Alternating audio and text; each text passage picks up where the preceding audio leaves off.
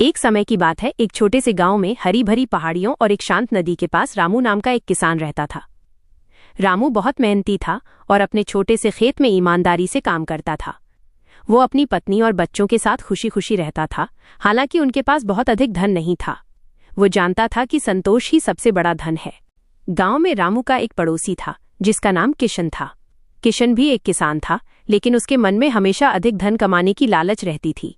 वो अक्सर रामू की साधारण जिंदगी को देखकर हंसता था और सोचता था कि रामू कितना मूर्ख है जो और ज्यादा पैसा कमाने की कोशिश नहीं करता। किशन चाहता था कि वो जल्द से जल्द अमीर बन जाए, चाहे उसके लिए उसे कोई भी रास्ता अपनाना पड़े।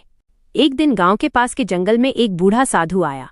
साधु के पास एक जादुई मटका था जिसमें से सोने के सिक्के निकलते थे, लेकिन एक शर्त थी। मटके से उतने ही सिक्के निकलते थे जितनी बार उसे हिलाया जाता, और अगर कोई लालच में आकर उसे बहुत तेजी से या बहुत बार हिलाता तो मटका टूट जाता। साधु ने ये बात गांव वालों को बताई और कहा कि वो ये मटका उसी को देगा जो सबसे संतोषी और ईमानदार होगा। साधु ने सबसे पहले किशन को बुलाया। किशन मटके को देखकर बहुत उत्साहित हुआ।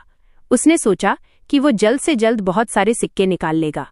उसने मटके को एक बार हिलाया, एक सिक्का निकला, फिर 2 बार, 2 सिक्के निकले। लेकिन उसका लालच बढ़ता गया और वो तेजी से मटका हिलाने लगा। उसने सोचा कि वो जितना ज्यादा हिलाएगा उतने ज्यादा सिक्के निकलेंगे। मटका साधु के चेतावनी के बावजूद किशन ने लालच में आकर मटके को इतनी जोर से और तेजी से हिलाया कि वो टूट गया। सारे सिक्के बिखर गए और मटका चकनाचूर हो गया। किशन बहुत दुखी हुआ। उसने अपनी लालच के कारण सब कुछ खो दिया। उसके बाद साधु ने रामू को बुलाया। रामू ने मटके को देखा और साधु की बात ध्यान से सुनी।